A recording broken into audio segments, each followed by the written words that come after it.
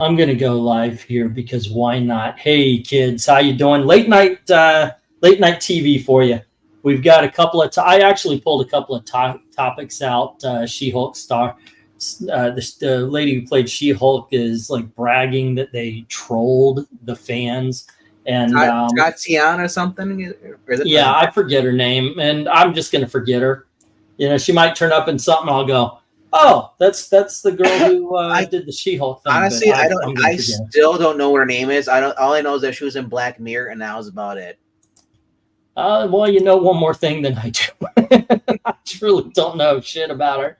I don't know. It's the same stuff we've been hearing. I'm turning 39, and I'm at the stage where it's like I identify with 60-year-olds. I don't give a shit who these new people are. I like the old stuff. two of your best friends are over 50, so what can you say, right? But you know what? The older stuff, I know it's cliche. We say it all the time. The older stuff was better. Comic books were better in the name it. You know, I've got a video series. You wanna commission a video? Go on over to Ko-Fi. Hey, comic books were better in 1956. Find that. That's between the golden age and the silver. Actually, no, that's after the beginning of the silver age. Honestly, well, point being, as you get older, it is true. You find out that, wow, a lot of the stuff you're growing up with is a lot better than what's out today. And even before all this woke weird EG score or whatever, all that crap, a lot of the older stuff, 70s and 60s, some would argue that's better than what came out in the 80s and 90s, you know? For a lot of things, you know, I think, yeah, that's true. Some of the stuff, some would, like Eric would argue the music was better. Oh, I definitely in the 70s than the 80s. I disagree, but I love 40s through 80s. That's my music, you know. Yeah. Yeah, give me some vocal jazz from the 40s. You know, I like I actually like the girl groups from the 50s and a lot of the blues from the 40s and 50s. Oh yeah, what was it? In the Mood? In the Mood, badana, yep. I think it was it Glenn Jacobs' band? Glenn Campbell. Glenn Campbell, or yeah. And then you had like the Lemon Sisters doing their thing. Come on in, Eric. We're just gonna hang out. This is a very loose hangout. It's just fun. Like I said, I did just because we sometimes have to have topics. I found some topics and such. Hey, Dalton, I invited everybody, so if you guys want to jump in, but let me pull this up here, and we'll actually go through what's said. This is from Bounding Into Comics here, and they say the first actress to portray the Jade Giantess in live action offered her latest compliments to Gal's intentionally combative direction on the near universally panned Disney Plus show during an April interview given to The Independent. I should have gone over to The Independent. I apologize for that because, you know, it's better to get it from the source rather than the people who are commenting on the source.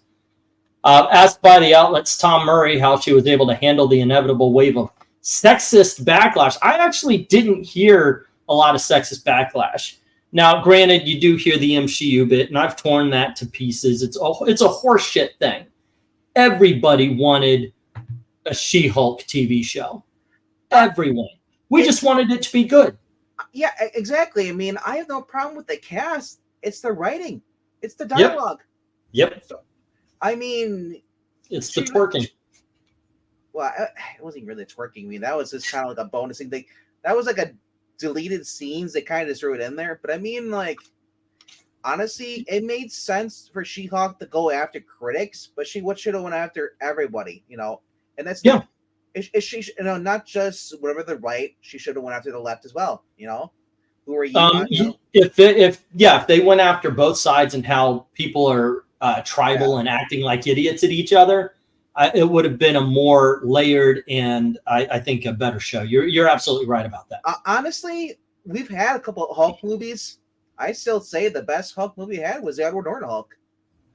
Some would argue. Oh, I absolutely agree with that. Yes. Some would argue the Eric Bana was a good Hulk. But I mean, that fight scene at the end, sorry. No. Well, the one thing I would say about the Eric Bana is it was fun. I actually like the comic book panels. I enjoy it for what it was, but the real Hulk movie is you're absolutely right. Is the Incredible Hulk, because the story, go ahead. The connection to the characters, you know, the whole loneliness thing. It was so close to be. It was a combination of the David Banner and the Bruce Banner. You know, you got the Bill Bixby version mixed with a little bit of comic book, and honestly, I like that. Where the other one, the Eric Bana, I didn't mind the cast in that either. It's just the Nick Nolte fight, where whoever it was at the end. I think it was Nick Nolte playing his dad. Yeah, it's Nick Nolte. Yeah, like for comic book normies at the time, like I admit I'm a normie when it comes to Hulk stuff. I just didn't appeal to me because I was like, wait, he's going against his dad. I was like, this is kind of weird. Yeah, when you realize, oh wait, he's playing the absorbing man. Let me answer a question here that was asked right at the beginning by James Albert. Why does gay representation mostly fail in modern media? Like they are good examples, but they are also plenty of bad examples. Of course, it's never always one way or the other. I'm gonna find you. I'm going to get you. Anyway, here's my take on the thing. When modern writers get a hold of a character, it's a sign. Like nowadays, it's very rarely that you get somebody who is not that. You know, so a gay person's writing gay, black's writing black, so forth and so on. And when it comes to gay, definitely, they only write them as gay. There's never that next level. It's like, okay, the character's gay. Now what? And it's the weird thing is they don't even write them as gay. They write them as a gay stereotype. Yeah, well, that's definitely. But let me finish here. The weird thing about it is that they act like nobody's ever seen a gay person do anything ever. Like all of us. I told this to what's her name, Nerd at Newsstand. We defeated racism by 2000. We don't give a about gay people by the 2000. I mean, of course, they had the gay marriage thing, and once that was done, I told them, I said, "You fucked up. You made it legal. You became legit." Gay people, there was I know Dalton's right here, but gay people, there was a certain savoir-faire to it. You know, it was like, because gay people were always on the outside, even it was like a balance. There were people who would like, you know what? I mean, for fuck's sake, wasn't there a TV show that was called Queer Eye for the Straight Guy? Yeah, there was. Because gays know how to dress. You know, it was done. It was on the right track. And all of a sudden, these writers come in and absolutely tell one story. Gays are oppressed, and it works for race too. Black people, anybody but Asian. That's the only framework they operate in. Is these minorities are defined by the oppressor-oppressed dichotomy, the neo-Hegelian historical dichotomy. And I freaking hate it because it basically means that in the minds of academia, black people will always be defined by the slave trade or the 1950s Jim Crow stuff. I saw an interview. Will always be defined by AIDS and the F-word dragging of that era. Women will always be defined by the how long it took them to get the vote and or the workplace discrimination, blah blah blah. So exactly, it's all the way back to the fights we already won. I saw an interview with a guy named Jesse Lee Peters. He's this black interviewer on YouTube. Watch him; he is funny as hell because I've never seen somebody absolutely give negative. I mean, you could give no, but this guy gives negative. And this girl was talking, and she goes, well, black people aren't able to do this because of the institutional racism that was established during slavery. It's like she was talking like there was slavery, and then there was 2013. You know, there's no in between. And I think that's one of the problems. They write the character. There's only one struggle. By the way, watch a movie called American Fiction that also talks about this. It's incredible. But they never allow them to do anything, and by God, please don't give them any hurdles to get over. Forget about that. MK saying, "Curious, who do you think were less woke, PC in the past, DC or Marvel?" DC. Yeah. Some of the '80s books were read on Geeky Pup Show. DC used terms like dark and black. Yeah, well, yeah, it was actually And I did a video about Kitty Pryde and everybody finding out that Chris Claremont had her use words that are not no words definitely today. If I may interject, I was just gonna say this as far as it's pretty much they've turned wokeness into a money-making scheme. At least they think they have, by virtue signaling, doing this, slapping each other on the back. That's their mentality right now with this. And some of them actually, the ones higher ups, they're the ones they know that what they're doing is wrong, but they don't care because they would rather control the narrative. And if things gets wrong, they can always sell the company to somebody else. Yeah. Well, I think on some level, it's essentially a secular version of what used to happen when societies would convert to a new religion.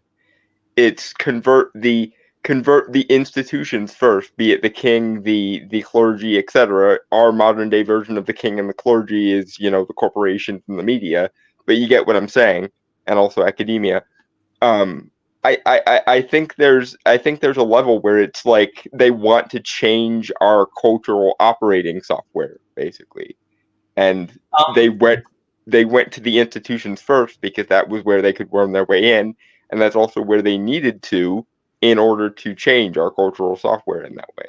In the past, in the 1980s, getting back to the question here, then we'll get back to the She-Hulk and the article and everything. In the past, we took it seriously.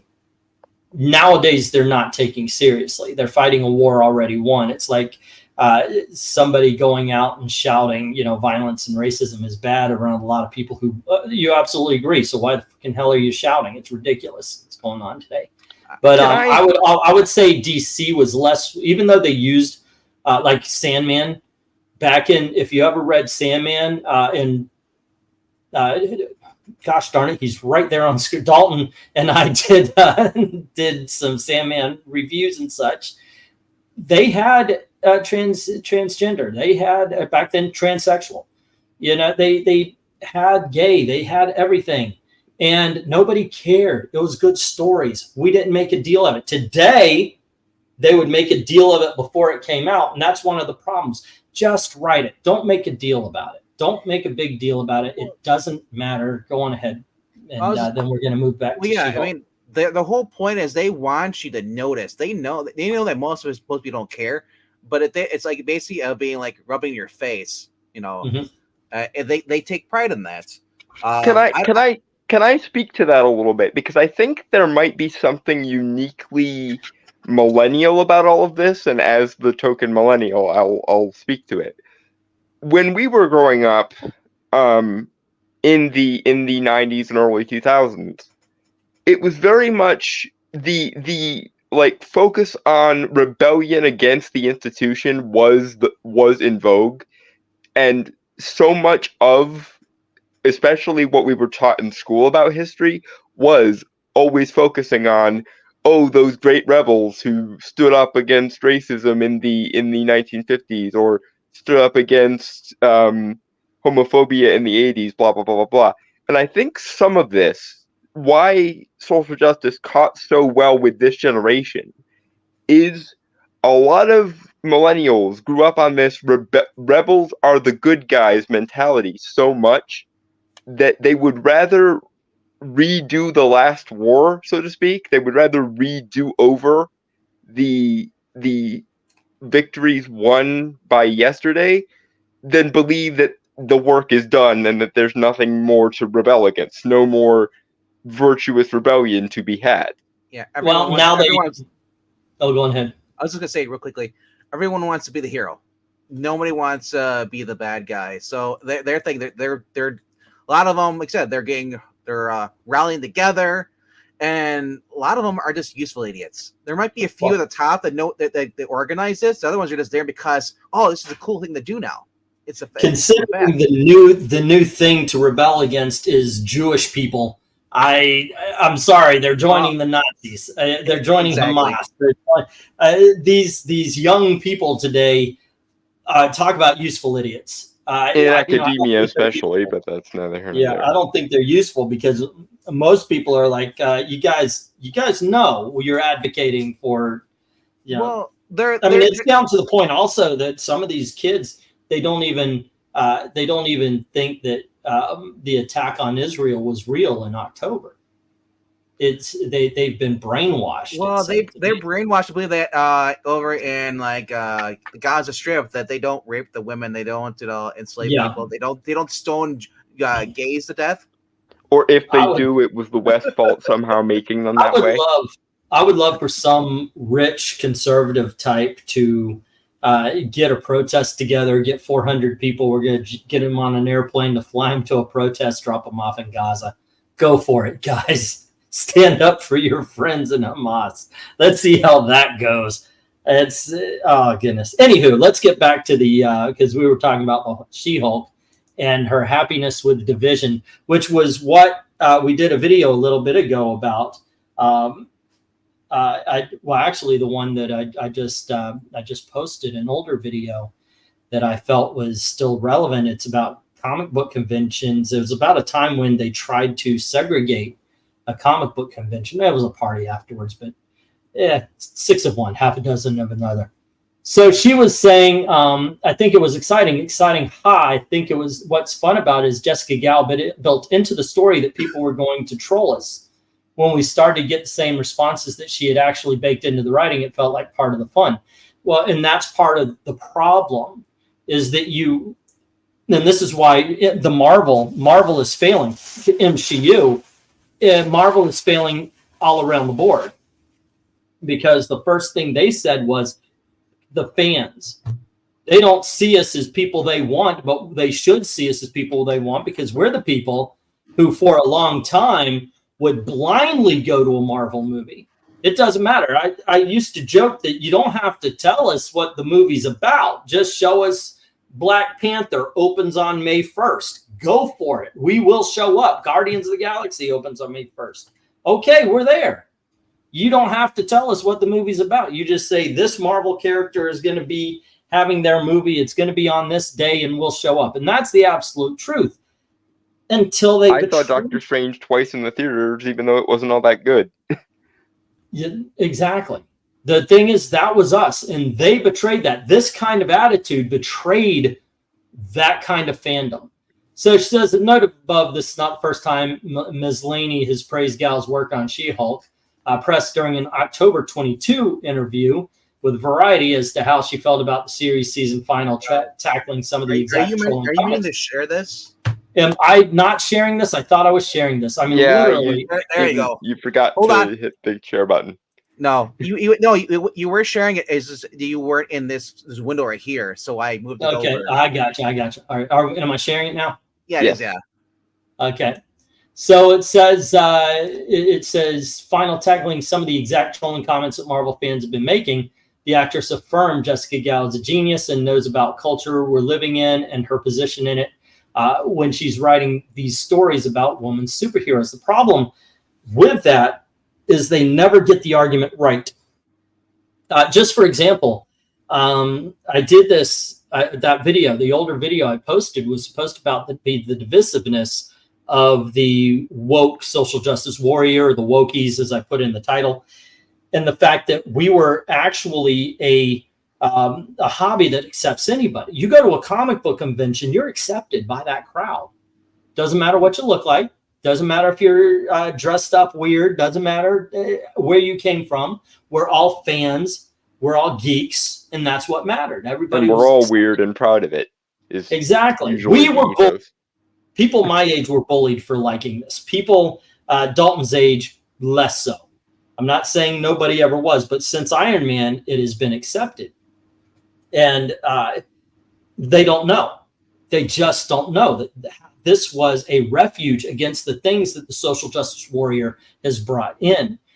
This woman here is just like a lot of these. She's just like everybody who argues on Twitter. They don't, or the guy in the post, he read me saying that we should be more together. We should be more inclusive, meaning we all come together on this rather than go, oh, I hate them because they think different.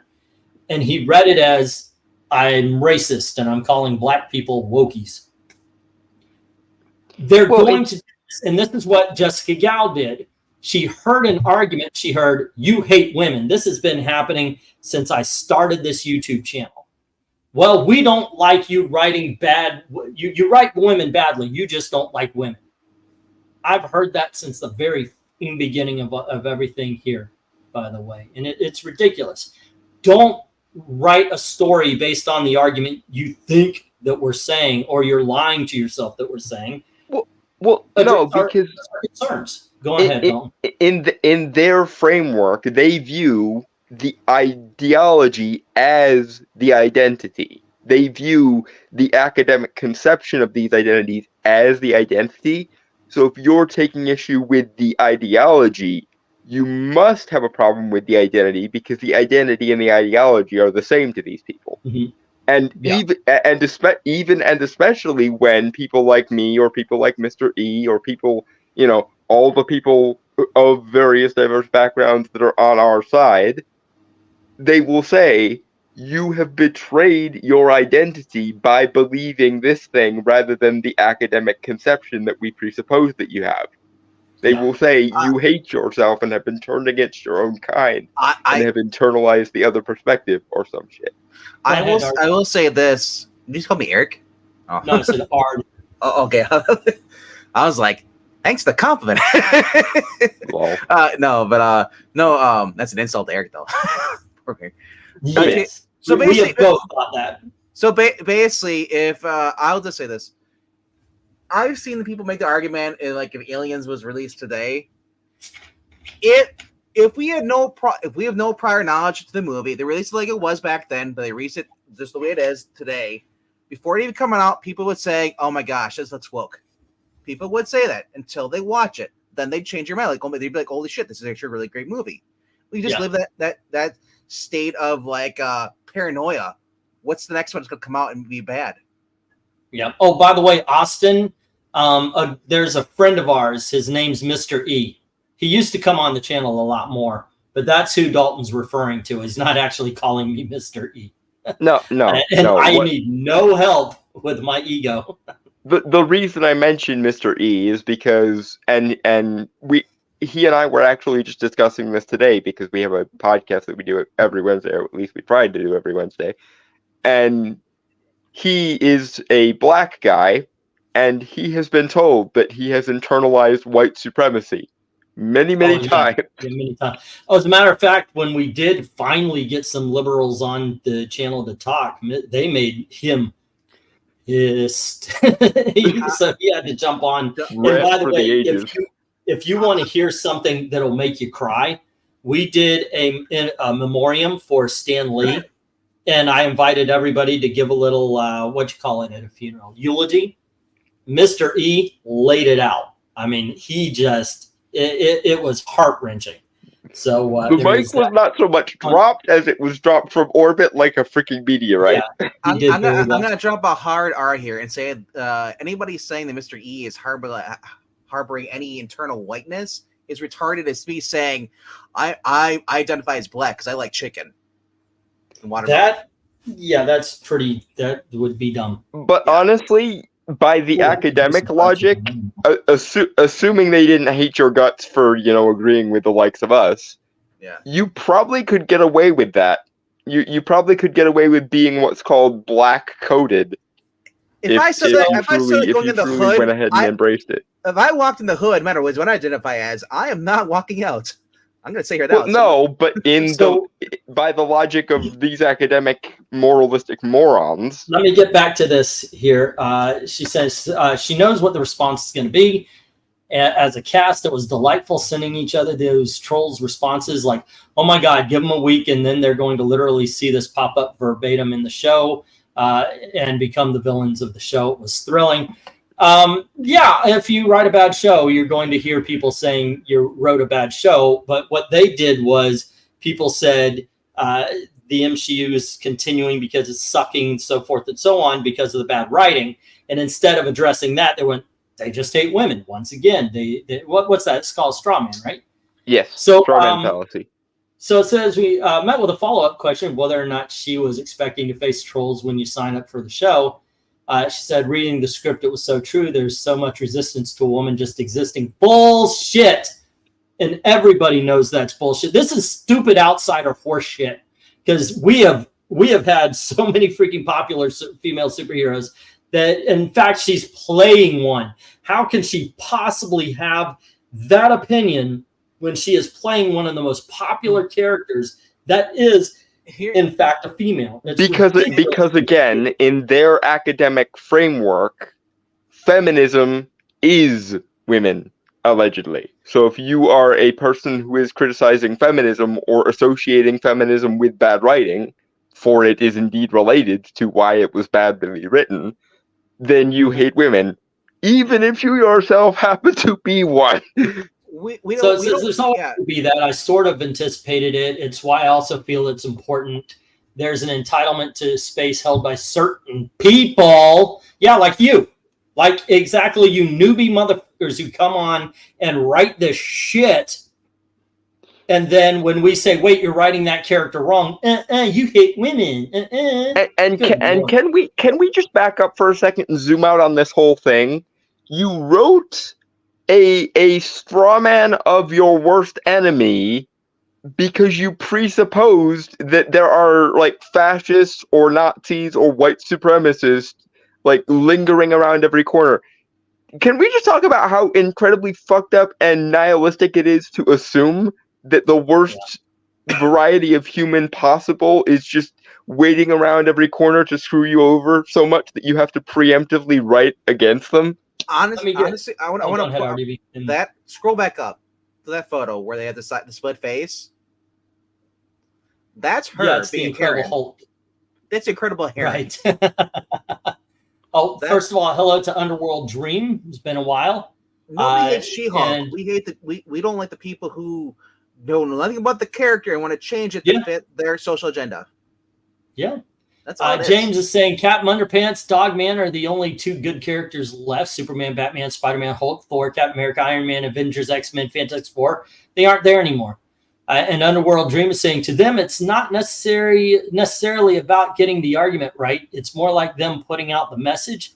They see as by putting it out, it helps make it more legitimate in how they view. Yeah, I mean these people are so self-entitled. You know, whether She-Hulk was woke or not, they get upset because you don't like it. Yeah, how dare you not like this? Well, because they view themselves as the intellectual and moral superiors of the fan base.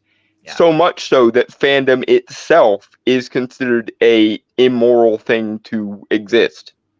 So they have to screw it over because that's the quote-unquote right thing to do. So Gal basically says the reason why she did that and she was able to predict it is because trolls are tired. But I think it's more of the fact that they wrote a bad character on purpose so they could then say they're going to say this. And once again, they didn't even get what was said accurately. It's ridiculous. Now, if they put in the MCU and they tackled that and all that kind of stuff, and the changing from the male characters to female characters, that's one thing. But I still stand that we don't care if they changed from the male to the female if it was written well. And I stand by the Hawkeye TV show. I think that was done very well. And I understand it actually needs to be done. Because Jeremy Renner is getting older. The mantles have to be moved at some point, yeah. And he's pricing out. So get a younger person. Now, you could just play get a new male Hawkeye. But if these movies are supposed to have forward progression, then why not bring in the younger Hawkeye that was brought in before, the Kate Bishop character, which I thought was done very well. I did think the Echo stuff was weak, and when they gave Echo her own TV show, guess what? They wrote her as an Indian, not as a villain, not as somebody who was raised by the kingpin that goes into a small town of people who don't pay attention to her. Do you know how freaking ruthless she would be in that small town? And she's like, no. But they just didn't write. They didn't write the freaking character, Dalton. They can't understand the idea of individuals. To them, a person who is minority in some way has to be like the avatar on Earth of all of like the entire framework of that identity. Let's see, To from the them, for beginning, example, certain you're not viewers talking claimed- to me, you're talking to gayness incarnate or some shit. Yeah. Maranya saying from the beginning, certain reviewers claim Kate Bishop was Mary Sue. She absolutely was not in that. Yeah, you're right, Maranya. Yeah. They showed how much she trained in her montage. Exactly. They actually showed her fail and Hawkeye catch up to her. It was a good show. I actually like Kamala Khan. Now, Captain Marvel, she was miscast. The characters were better in the Marvels, but the action was shit. And the story was crap. They just did not have it. So anyway, that's basically that story there about the mostly divisive TV show. And it's ridiculous. And it's a straw man argument. And it's to Maranya's point, and I want to touch back on what I was saying earlier about the inherent cynicism of presupposing the worst kind of people are around every corner. Unfortunately, because they opened that Pandora's box, because the SJWs opened that Pandora's box, we now are seeing a situation where we can't tell where the cynicism of the writing class and the bad faith among certain actors within the fandom end, because they feed on each other. Once you open the idea that everything is going to be cynical and miserable, it basically becomes a self-fulfilling prophecy. The more the higher ups wheedle everyone, the more likely it is going to piss people off, and the more pissed off people get, the less likely they are to see reason when reason presents itself. Well, I'm sure they're loving the hate watching. They're probably getting views from that. You tell you that much. Okay. Yeah, go on ahead, man. Say your point. Well, is it my turn to talk? Yay! It is your turn to talk. You have 5 seconds. Go. All right. Oh, crap. What do I say? Oh, no. No, like, a lot of people did not like Batman, but look at the attention it got. Yeah. I mean, was it a good show? Was it offensively bad? In the second and the third season were probably the worst seasons, but not all of it is bad as everybody says it, because a lot of people will just write it off and say like, oh, I watched this episode, or they see a preview and they're like, oh, I hate this. Batwoman had a lot wrong with it. The good part was what's her name played the sister, Beth. I forget what her name is. She played like the White Rabbit character. Alice. Alice. She was phenomenal. I liked her. Yeah, she was great. She was the only thing that made that show worth watching.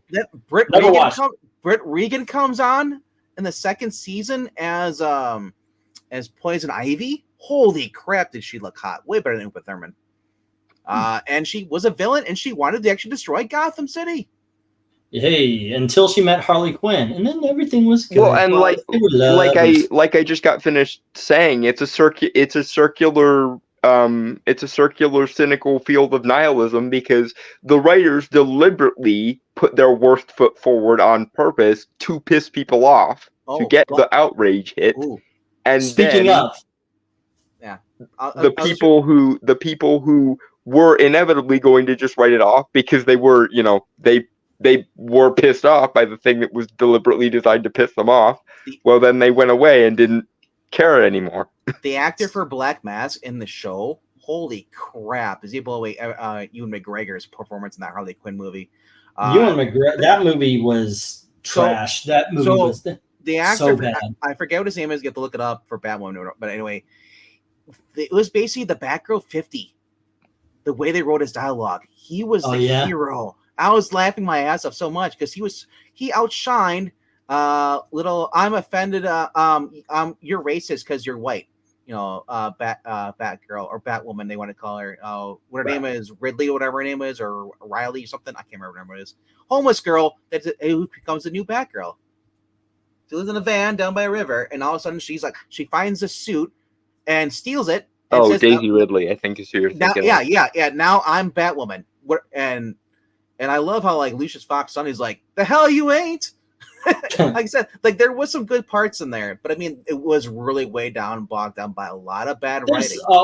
In a lot of the bad superhero TV shows, there's something you can reach out to. Like I remember I did try to watch episode 2 of Cloak and Dagger, and I found out the good thing about that was I could turn it off. So there's always something you can find. Yeah, I have not been able to find anything. I don't even want to go back. It's like something else got us. Was it a second movie that came out? I don't want to. I just don't want to. I know it's 2024. Me and you should be doing more reviews than we are. But Scott Snyder. Scott Snyder came out with Rebel Moon Part 2. Zack Snyder. Did I say Scott Snyder? Yeah. Scott Snyder would probably do a better job. What the?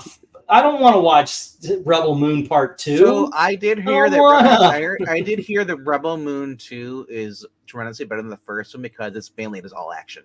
I actually heard it's worse. But speaking of things that got a continuation that probably shouldn't have, Velma got a season 2. Yeah. Constantine barely made it to 13 episodes, but Velma got a season 2. Velma got a season 2 because of the hate watch. Yes. Velma got a season 2 because they made one 20-episode season and split it, like they usually do with shows. They always greenlight a season 2, and usually it's just because they took one actual length season and split it. I don't think it has anything to do with the hate watching. I'll tell you what, I am not even going to try. I don't care. I could probably watch Velma and joke about it. I'm not putting myself through that. That being said, go to Shudder and watch Late Night with the Devil. Holy! Oh my God! Yeah. Good. Okay, you and I are doing a video on it. We hate Velma, but we'll watch the Devil. I remember I recommended it to you. Yeah, we're watching that shit. We're gonna do a video on that one. That was so good. I watched that. I saw. What did I watch last night? I watched something else. I started watching Fall Guy. That's coming out. That looks pretty cool. We did. Me and her. We flew up the freaking Skull and Crossbones.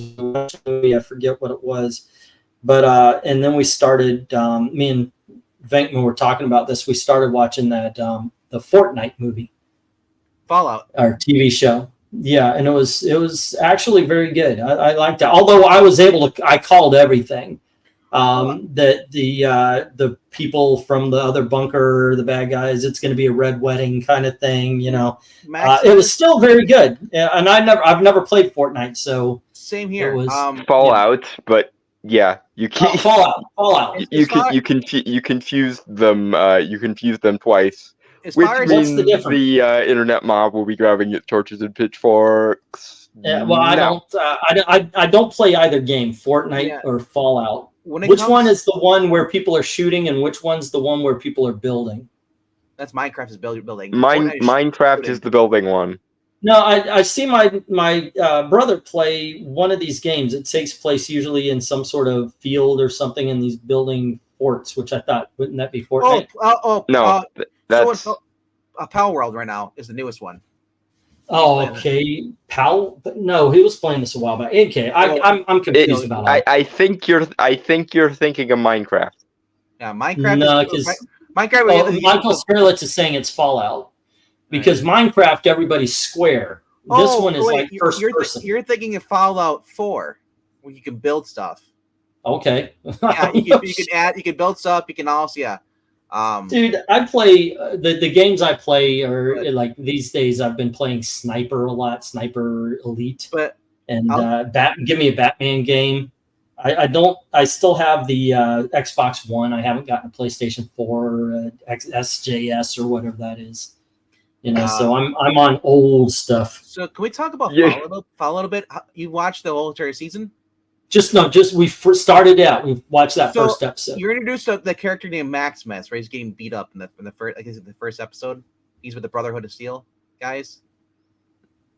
Basically, he's the black character. Okay, in case you don't know what I'm talking about. The black character. Yes. There were a few. In Fallout, he's a guy at the barracks. He's getting beat up when he first introduced. Oh, okay, yes, heard about him. Yeah. His character throughout the series, I think he's designed. You're not supposed to like him. but because a lot of people did not like him, But I think they're gonna make him like a villain in the second season. Okay. It's like it's confusing because like Rob was saying, like, who am I supposed to root for? And he always says that every single time. It's like, well, you're supposed to root for the good guy. What if there is? The girl is the only absolutely good person. Rob Rob has very strange rules as to what he defines as good, though. I mean, I still can't get over the whole he defines Christmas Carol as anti-capitalist propaganda. Yes. Hello to Dominic. How you doing? I'm gonna bounce out. Quickly. Hey, all right, we're gonna pull the plug in a little bit, but let's say hello to Dominic. What's up? Well, nothing much. I actually just came back from a hockey game. Oh, that's right. You're on the other coast where it's not 1:40 in the morning. It's only 12. I'm not on the coast anymore. Hockey games can be long though, so it might just have been a very long hockey game. Did your ice skating couple win against the other ice skating couple? Well, the Winter Hawks were playing against the Cougars, and they ended up winning by four points over 2. They were Before playing I was married, I knew a Cougar. But by the way, Englentine, never go any further in the Midwest than you have, because you will die. You just said bad things about hockey. You, sir, are going to die if you ever go to any of the northern Midwest. I will just say this: you're skating with sticks. You'll die in Illinois, no matter what your politics are, or what your points on sports are. Illinois, you'll get killed in Illinois just for not keeping your head down. I mean, you pretty much pay to get in there, and then you pay to get out of that state. Well, to be fair, this was actually my first hockey game. Oh yeah, never been before, huh? No. But you had fun?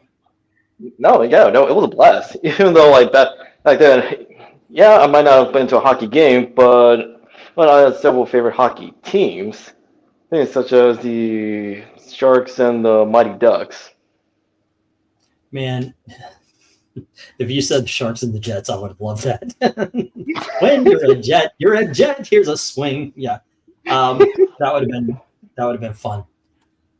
I've never seen a hockey game either. I'm looking for something to do in this damn town, because we moved to the smallest, most desolate town in freaking Indiana. Go ahead.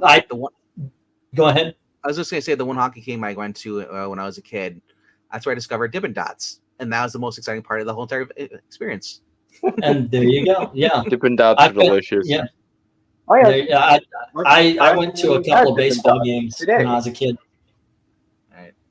But I'll tell you what, I used to play baseball in Little League, and I loved the game, and I actually like watching it live. I hate watching it on TV. It's boring as freaking anything on TV. And I've seen in Orlando, we had the Twins for a little bit, and we had a stadium there, but I lived in Houston for a while, and there is something. You step into that Astrodome, man. That is an impressive structure. I did like going to games there. That was a lot of fun. But never saw a Bucks game. Big Bucks fan. Never saw a Bucks game. Would love to at some point in time. Let's see. I heard Fallout TV show mess up the lore, whip out important places that would affect future game events, as well as switch people's. I would never know that Underworld Dream. I've never played Fallout, nor have I played Fortnite. To be fair, Fallout 4 did that because when Bethesda took over the actual game, they messed up everything. So you can't fault the show for messing it up too when the own people who are running the actual current games are messing it up. In short, Fallout used to be the property of a company called Obsidian. They sold to Bethesda. They don't like that they sold to Bethesda, and Bethesda doesn't really like Fallout as a franchise. The two companies hate each other, and basically everything after New Vegas is shies as a result. And it divides the fan base, and divides the fan base, and further divides the fan base. That being said, as a normie, though, the show was pretty good. before we call it here, I want to show something because everybody nuts. I want to do a review of this Dick Tracy book that came out. It was good. Awesome. I told you. The new Dick Tracy book? Cool. Yeah. Oh, yeah. Yeah, but since it's popular, since it is popular and everybody's loving it, I would like to point out that I was able to pick up this. This is a reprint trade paperback. I like the fact that it's on its side because this is reprinting a newspaper strip. It's called Death of a Hood and the Croywind Serum, and it was produced in 12/20/39 to 3/10/40 on the Daily News, and this is going to be in the auction. All right. On Saturday. So yeah, and by the way, if you like the Spirit, I'm hoping next week I'm going to have about 10 or so of the Spirit magazine. Spirit, so people won't go near it.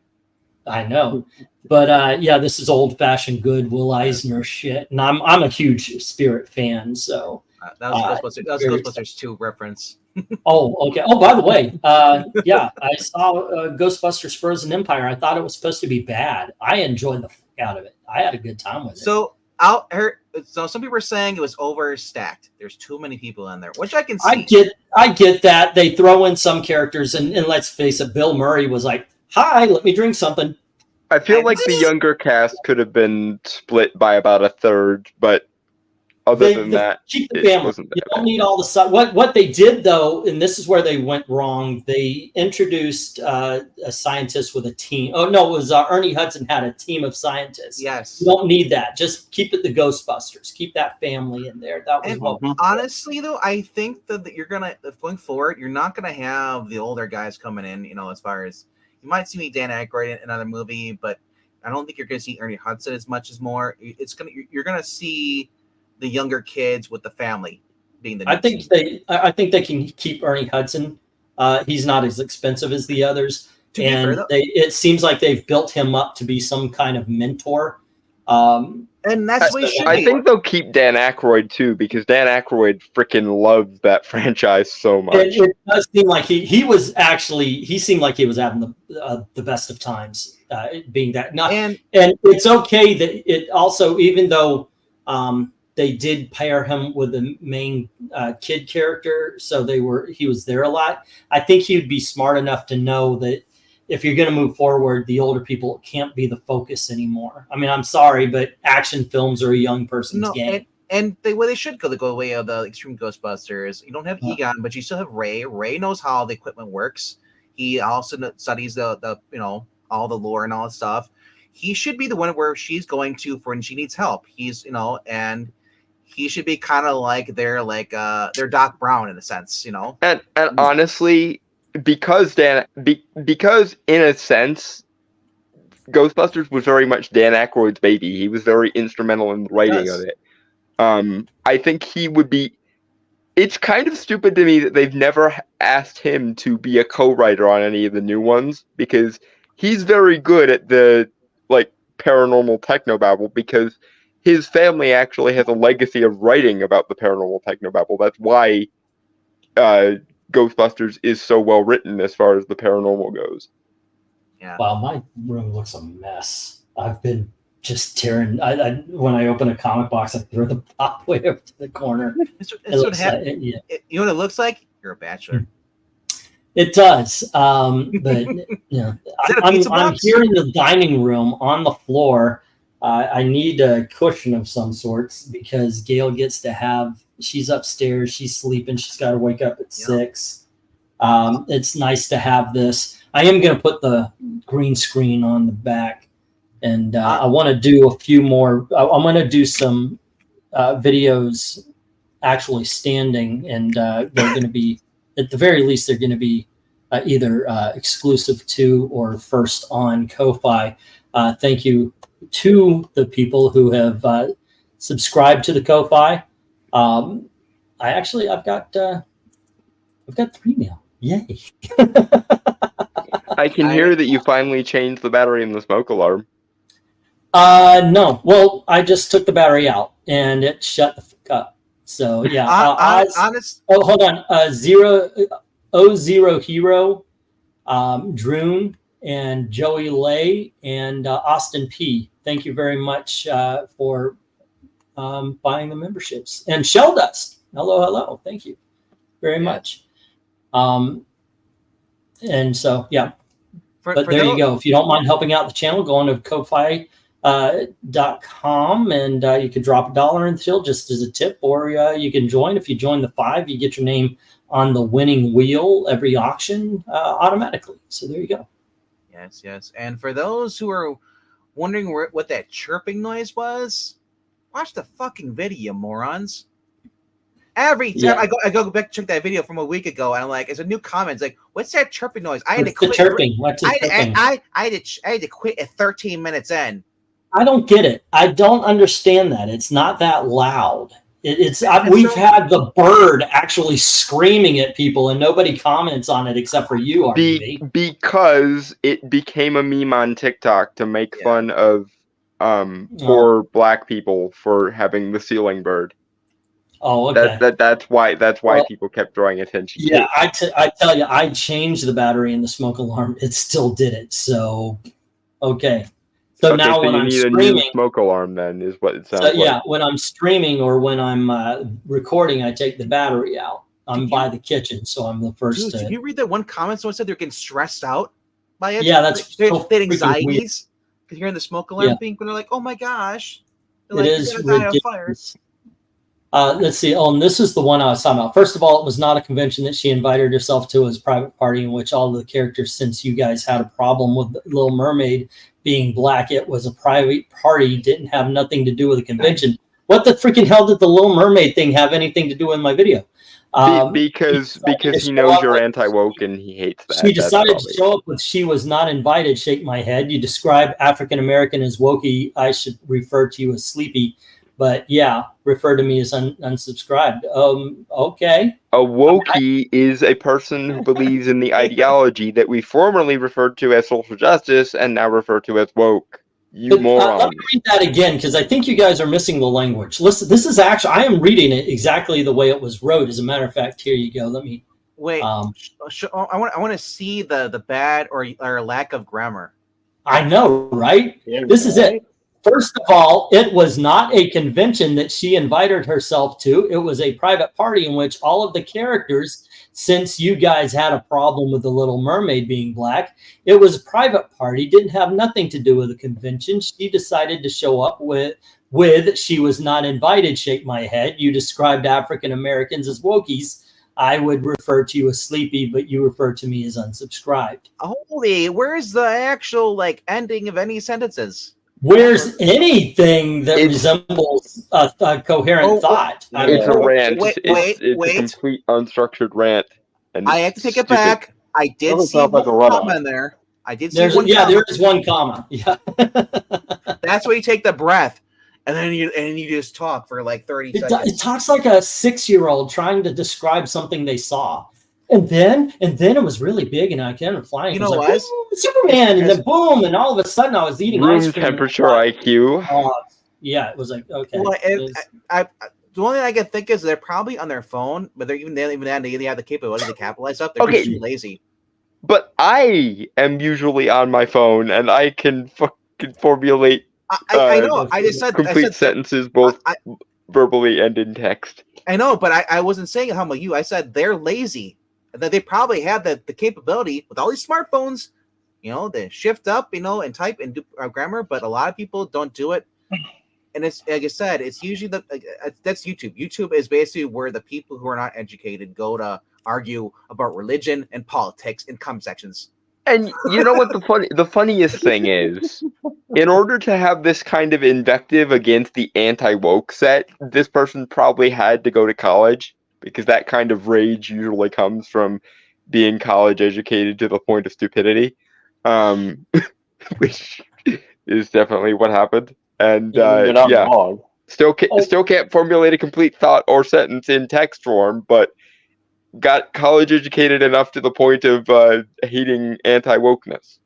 Well, the reason why I decided to take, I think it was your advice, RDV, to start posting older videos that are still relevant.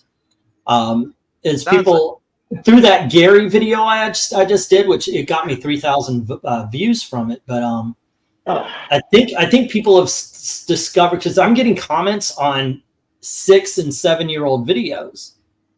So it's like, oh, cool. Why don't I just bring them back and see if let's see if the old stuff. I gotta ask. Do you have and you go into YouTube Editor or customization? Do you have where it says YouTube or for you enabled? So because what it does, it recommends older videos to people who may are just first visiting. After they visit, so you may have an older video they may have not seen, and it'll randomly recommend it to them. This is actually something I have not heard of. Where do you go to? Go into a YouTube creator and then go into customization. Alrighty. And right above it should say like there's a little box that says for you. You can, let's see, video spotlight for you. YouTube will recommend fresh content based on your viewers' interest. This will be only visible to your viewers when you have enough content. Yeah, I did click that on. Okay. That could be helping, but a lot of times when you get a really popular video, people click onto it, whether they watch the most or not, they might browse your other content. That's what's happening with the Geeky Puppet Show. I noticed that lately too, and also the Extreme Movie Show. But I'm appreciating. The problem is what did you mean by when you said this? That was 7 years ago, dude. I don't remember what I said last week. So maybe you should rewatch the video and see what I did. That with the it's called Mark Waden Man Boobs. So I rewatched it. It was me and Nightwolf and Captain Frugal, and it was a pretty decent video. It got 1,000 views, and do you know what it was? Just it wasn't even any faces. It was just our avatars talking for 20 minutes. Was it a clip from a live stream, or was it something you guys had made as a video? No, it was a clip from the live stream. I even mentioned that, I clipped this from a longer live stream, blah, blah, blah. Like I'm going to do with this. I'm going to cut down a lot of this, probably separate the conversations. So She-Hulk is on its own. And because we finished the She-Hulk stuff in 30 minutes and now it's 57. So there's 2 videos here. Yep. Yeah. All right. That being said, RDV's got to go. Thank you very much for hanging out. Dominic, thank you for stopping by and saying hello. And Dalton, thank you. Of course, we do have to get together and do some movies. Yeah, especially Late Night with the Devil. That was a really great movie. Also, we need to, I don't care if it didn't get views, we need to finish Skeeters. We do. It has to be. Yeah. All right, guys. Thanks for hanging. Well, say again. Skeeters Volume 1 is out for sale. Oh, on trade paperback. Let's finish. We'll finish issue number 4, and that will definitely have to be a purchase. Guys, thanks for hanging out with us. Please go on over to Ko-Fi, drop $1 in the tip jar, or become a member. You can even commission a video. Tell me what to do, basically. And I think everybody's already done that. Yeah, basically. Thank you to everybody who's already done that, and to everyone, all of the true believers. Thank you very, very much for watching. Have a good night. See you all later.